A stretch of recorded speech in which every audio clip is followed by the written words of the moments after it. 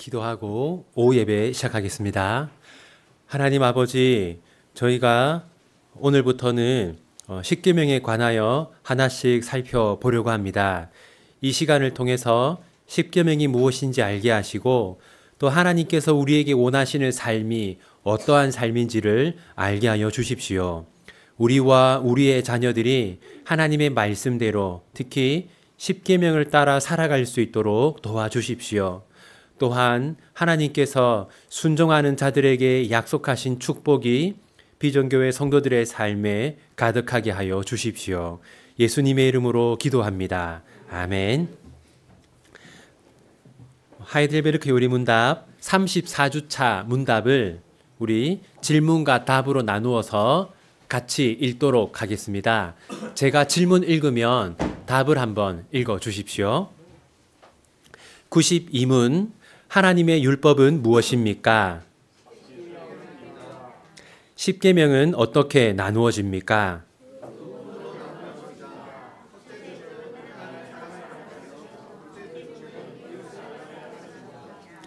하나님이 제1계명에서 원하시는 것은 무엇입니까?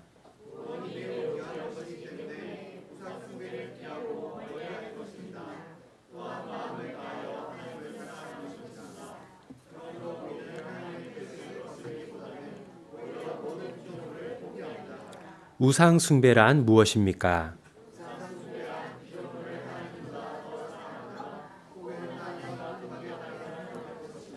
네. 자, 이제 한번 1번부터 보겠습니다. 1번 질문은 율법은 무엇이냐라는 건데요. 성경을 보면 율법을 넓은 의미의 율법 그리고 좁은 의미의 율법 이렇게 나누어서 설명합니다. 넓은 의미의 율법은요, 하나님의 모든 명령, 하나님의 모든 명령과 가르침을 율법이라고 합니다. 이것은 넓은 의미의 율법이고요. 다음, 좁은 의미의 율법이 있습니다. 좁은 의미의 율법은 뭐냐? 십계명입니다. 십계명. 특히 여러분, 우리 지금 구약이 아니라 지금과 같은 신약 시대에는요, 하나님의 말씀대로 산다라고 할 때 그 말씀, 그 율법이 뭡니까? 십계명입니다. 좁은 의미의 율법은 십계명입니다. 2번, 율법에는 어떤 기능이 있습니까? 여러분, 율법에는요, 크게 세 가지 기능이 있습니다. 첫 번째는 죄를 깨닫게 하는 기능입니다. 죄를 깨닫게 하는 기능. 로마서 3장 20절 우리 함께 읽겠습니다. 그러므로 율법의 행위로 그의 앞에 의롭다 하심을 얻을 육체가 없나니 율법으로는 죄를 깨달음이니라. 율법으로는 죄를 깨달음이니라. 우리가 하나님의 말씀, 특히 십계명을 보면요, 아, 내가 이런 죄를 짓고 있구나, 내가 죄인이구나 라는 것을 알게 됩니다. 첫 번째는 죄를 깨닫게 하는 기능이고요. 두 번째는 평화의 기능이라고 합니다. 평화의 기능. 율법은 이 땅에 평화를 가져와요. 여러분, 디모데전서 1장 9절과 10절 좀 긴데요, 우리 천천히 한번 같이 읽겠습니다. 알 것은 이것이니 율법은 옳은 사람을 위하여 세운 것이 아니요 오직 불법한 자와 복종하지 아니하는 자와 경건하지 아니한 자와 죄인과 거룩하지 아니한 자와 망령된 자와 아버지를 죽이는 자와 어머니를 죽이는 자와 살인하는 자며 음행하는 자와 남색하는 자와 인신매매를 하는 자와 거짓말하는 자와 거짓 맹세하는 자와 기타 바른 교훈을 거스르는 자를 위함이니. 여기 보시면 온갖 죄들이 다 나오는데요. 이 말씀 보시면 율법은 어떤 사람을 위해 만들었다라고 합니까? 옳은 사람을 위해 만든 것이 아니라 어떤 사람? 악한 사람. 무슨 말이냐면요, 율법은 그 제도의 기초가 됩니다. 그러니까 법의 기초가 된다는 것이죠. 세상 사람들도 모르지만 세상의 법도 하나님의 율법에 기초하고 있어요. 예를 들면 우리 십계명에만 살인을 금하는 게 있는 게 아니라 세상의 법에도 살인을 금하는 법이 있죠. 이처럼 하나님의 율법이 세상 제도의 근간이 되어서 사람들이 죄를 더 이상 짓지 않도록 합니다. 그리고요, 마음에 새겨진 율법을 뭐라고 합니까? 마음에 새겨진 율법, 양심이라고 하죠. 또한 하나님의 율법은 양심의 근간이 되어서 사람들이 더 많은 죄를 짓지 않도록, 더 큰 죄를 짓거나 죄가 확산되는 것을 막아줍니다. 이렇게 율법은요, 이 땅에 평화를 가져오는 기능을 합니다. 그러니까 율법은 양심과 제도의 토대가 되어서 이 땅에 평화를 가져온다. 세 번째는요, 성화의 기능이라고 합니다. 성화의 기능. 시편 119편 105절 함께 읽겠습니다. 주의 말씀은 내 발의 등이요 내 길의 빛이니이다. 네. 주의 말씀은 내 발의 등이요 내 길의 빛이니이다.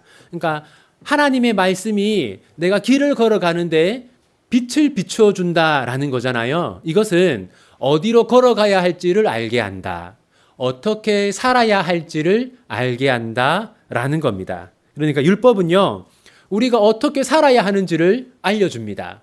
어떻게 사는 게 거룩하게 사는 것인지, 하나님의 뜻대로 사는 것인지를 알려줍니다. 정리하면 율법의 기능은 크게 몇 가지라고요? 세 가지입니다. 첫 번째는 뭡니까? 죄를 깨닫게 하는 기능. 두 번째는 평화의 기능. 세 번째는 성화의 기능입니다. 그 다음에 3번 보십시오. 십계명은 어떻게 나누어집니까? 이거 우리가 너무 자주 보아서요. 여러분, 이 말씀 제일 뒤에 보면요, 율법과 선지자의 강령이라는 단어가 있죠. 이 강령은 요약이라는 뜻입니다. 요약. 그러니까 그러면 모든 율법을 요약한 게 거기 보시면 뭐라고 합니까? 주 너의 하나님을 사랑하라. 내 이웃을 내 자신같이 사랑하라. 그러니까 모든 율법을 요약하면 하나님 사랑, 이웃 사랑입니다. 그래서 여러분, 십계명 가운데 처음 네 가지 계명은 하나님 사랑이고, 그 다음 6가지 계명은 이웃 사랑이죠. 이렇게 십계명은 둘로 나눠져요. 여러분, 그래서 하나님이 모세에게 십계명을 적은 돌판을 주셨죠. 그 돌판이 몇 개였습니까? 2개였죠. 네. 그래서 이렇게 십계명이 둘로 나누어진다는 것을 알 수 있습니다. 하나님 사랑과 이웃 사랑으로 나누어져요. 자, 이제부터 계명을 하나씩 보겠습니다. 4번. 하나님께서 1계명에서 원하시는 것은 무엇입니까? 출애굽기 20장 3절 함께 읽겠습니다. 여러분, 1계명이 금지하는 게 뭡니까? 다른 신을 두지 말라. 이 다른 신이 뭡니까? 우상이죠, 우상. 그러니까 하나님이 1계명에서 원하시는 것은 우상을 숭배하지 않는 것입니다. 우상을 숭배하지 않는 것. 그럼 5번. 그러면 왜 우상 숭배를 피해야 합니까? 혹시 여러분들 가운데 이런 사람이 있습니까? 왜 하나님만 믿으라고 하느냐? 나는 부처도 한번 믿어보고 싶고, 이슬람교의 알라도 한번 믿어보고 싶고, 힌두교의 신들도 한번 믿어보고 싶은데 왜 나에게 하나님만 믿으라고 하냐? 이것은 종교의 자유를 억압하는 것이 아니냐? 그럴 수가 있잖아요. 왜 하나님 우리에게 우상 숭배를 하지 말라고 하십니까? 그 이유는요, 가장 핵심적인 건 이것입니다. 한번 적어 보십시오. 하나님이 우리에게 주신 구원이 매우 귀한 것이기 때문입니다. 하나님이 우리에게 주신 구원이 매우 귀한 것이기 때문입니다. 한번 봅시다. 에베소서 2장 1절. 에베소서 2장 1절 우리 함께 읽겠습니다. 그는 허물과 죄로 죽었던 너희를 살리셨도다. 여러분, 구원이란 살아나는 겁니다. 살리셨도다. 죽음에서 생명으로. 원래 우리는 죽어있던 자들이었습니다. 죽어있던 자들. 왜 우리를 죽었던 자라고 하냐면 우리의 삶이라는 것이 영원한 죽음을 향해서 지옥을 향해서 가고 있는 삶이었기 때문에 우리를 죽었던 자라고 하는 겁니다. 그러니까 구원이라는 것은요, 사망에서 생명으로 옮기는 것이죠. 하나님이 우리를 사망에서 생명으로 옮겨주셨는데 다시 우리가 생명을 버리고 사망으로 돌아가는 것은 어리석은 일입니다. 그 다음 에베소서 2장 2절 함께 읽겠습니다. 그때 너희는 그 가운데서 행하여 이 세상 풍조를 따르고 공중의 권세 잡은 자를 따랐으니 곧 지금 불순종의 아들들 가운데서 역사하는 영이라. 여러분 거기 뒷부분 한번 보십시오. 불순종의 아들들 가운데서 역사하는 영. 그러니까 세상 사람들 가운데 역사하는 영. 이게 누굽니까? 사탄이죠, 사탄. 그러니까요, 이 세상 사람들은 사탄의 지배를 받고 있어요. 구원받지 않은 사람들은 사탄의 종입니다. 근데 우리는 사탄의 종에서 하나님의 자녀가 되었습니다. 그러므로 여러분, 우상을 숭배하는 것은 생명에서 죽음으로, 하나님의 자녀에서 사탄의 종으로 돌아가는 일입니다. 그러므로 우상을 숭배하는 것은 끔찍한 일인 것이죠. 자, 이제 6번.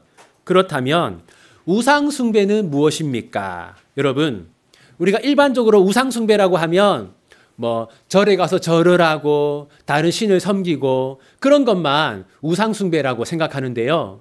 성경을 보면 다른 신을 숭배하는 것 말고도 이 두 가지 경우를 우상 숭배라고 말하고 있습니다. 먼저 로마서 1장 25절 함께 읽겠습니다. 이는 그들이 하나님의 진리를 거짓 것으로 바꾸어 피조물을 조물주보다 더 경배하고 섬김이라. 주는 곧 영원히 찬송할 이시로다. 아멘. 거기 보면요, 피조물을 조물주보다 더 경배하고 섬긴다라고 말하죠. 바로 이것이 우상입니다. 피조물을 하나님보다 더 사랑하는 것. 피조물을 하나님보다 더 사랑하는 것. 여러분, 오늘날 우리 불신자들이 아니라 우리 신자들, 우리 기독교인들 안에서 하나님보다 더 사랑하는 피조물, 대표적으로 무엇이 있을까요? 많은 게 있겠지만 대표적인 것은 자녀입니다. 자녀. 자녀를 하나님보다 더 사랑하고 더 중요하게 여기면 우상숭배입니다. 예를 들어서요, 이 자녀의 성공을 위해서 하나님의 말씀을 어긴다거나 또는 자녀들의 의견을 하나님의 말씀보다 더 중요하게 여긴다면 그게 바로 우상숭배입니다. 두 번째는 뭐냐면 피조물을 하나님과 동등하게 생각하는 겁니다. 피조물을 하나님과 동등하게 생각하는 것. 마태복음 6장 24절 한번 보십시오. 여기 보면 사람들이 하나님과 동등하게 생각하는 게 뭐라고 합니까? 네, 하나님과 재물을 겸하여 섬기지 못한다. 그러니까 사람들이 하나님하고 돈을 똑같이 생각한다는 겁니다. 바로 이것이 우상숭배입니다. 여러분, 돈을 하나님처럼 생각한다는 게 뭐냐? 이런 겁니다. 여러분, 누구만 전능한 능력을 가지고 있습니까? 하나님만 전능한 능력을 가지고 있죠. 그 사람들 어떻게 생각하냐면 돈에도 전능한 능력이 있다고 생각해요. 그리고 누구만 우리에게 참된 행복을 주십니까? 하나님만 우리에게 참된 행복을 주시는데 사람들은 생각하기를 내가 불행한 건 뭐가 없기 때문이다? 돈이 없기 때문이다. 돈이 더 많으면 행복하게 될 것이다 생각을 해요.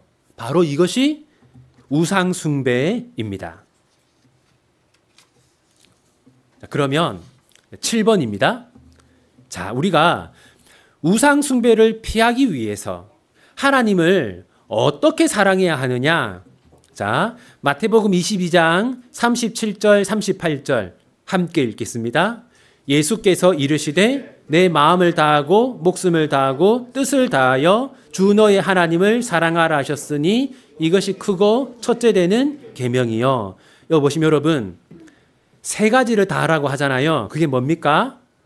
마음을 다하고 목숨을 다하고 뜻을 다해.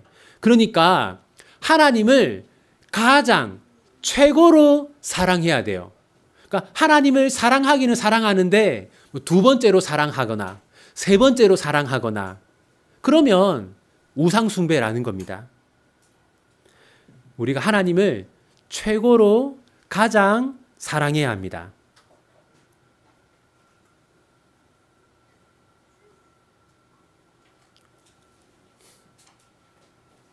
자, 이제 그러면 8번입니다. 이제 마지막입니다. 그러면 여러분, 하나님을 최고로 사랑하는 것은 무엇인가? 자, 마태복음 5장 29절 함께 읽겠습니다. 만일 내 오른 눈이 너로 실족하게 하거든 빼어내버리라. 내 백체 중 하나가 없어지고 온몸이 지옥에 던져지지 않는 것이 유익하며. 거기 이제 하나님과의 관계에 방해가 된다면 눈을 어떻게 하라고요? 빼어서 버려라.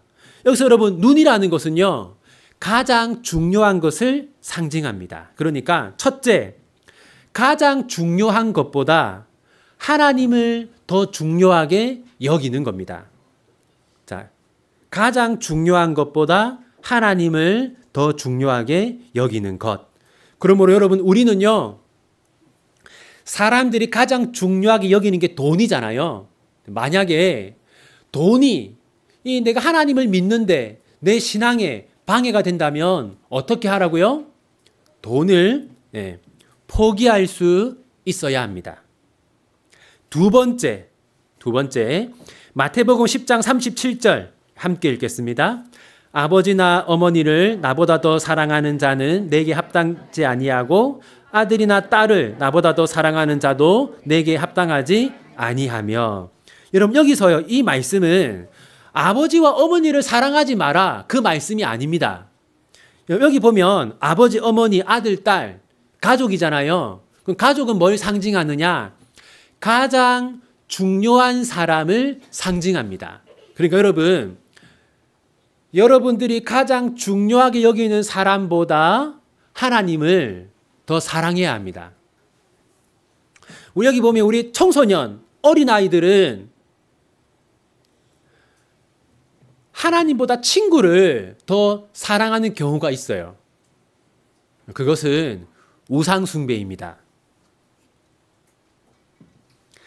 만약에 어떤 정말 나에게 중요한 사람이 있는데 그 사람이 나와 하나님과의 관계에 방해가 된다. 그러면 그 사람과 거리를 두어야 합니다. 그 다음에 여러분에게 가장 중요한 사람이라도 그 사람의 생각이 하나님의 말씀과 다르다면 그 사람과도 거리를 두어야 합니다. 마지막으로 세 번째입니다. 사도행전 5장 29절 함께 읽겠습니다. 베드로와 사도들이 대답하여 이르되 사람보다 하나님께 순종하는 것이 마땅하니라. 이게 뭐냐면 손해가 될지라도 하나님께 순종하는 것을 말합니다. 손해가 될지라도 하나님께 순종하는 것. 이 사도행전 5장 29절 이 말씀이 배경이 뭐냐면요. 예루살렘의 지도자들이 사도들에게 복음을 전하지 말라고 했어요. 근데 사도들이 너희들에게 순종하는 것보다 하나님에게 순종해야 된다라고 하면서 지도자들의 말을 어기고 복음을 전했어요. 그것 때문에 감옥에 갇히고 채찍에 맞았습니다. 바로 이겁니다. 손해가 될지라도 하나님에게 순종하는 것. 여러분, 그러니까 우리가 우상 숭배를 피하는 것은 하나님을 가장 사랑하는 것을 말하는데, 하나님을 가장 사랑하는 건 뭐냐? 첫째, 가장 중요한 것보다 하나님을 더 중요하게 여기는 것. 둘째, 가장 중요한 사람보다 하나님을 더 중요하게 여기는 것. 세 번째는 손해가 될지라도 하나님께 순종하는 것. 우리에게 이것이 있어야 우리가 진정으로 하나님을 사랑하는 것이고 우리가 우상 숭배를 피하는 것입니다. 이제 마지막으로 34주차 문답을 한 번 더 읽도록 하겠습니다. 92문, 하나님의 율법은 무엇입니까? 십계명은 어떻게 나누어집니까?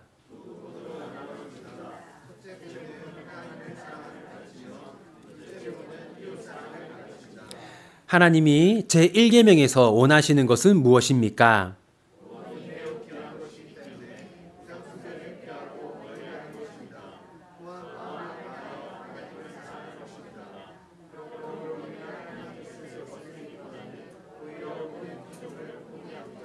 우상 숭배란 무엇입니까?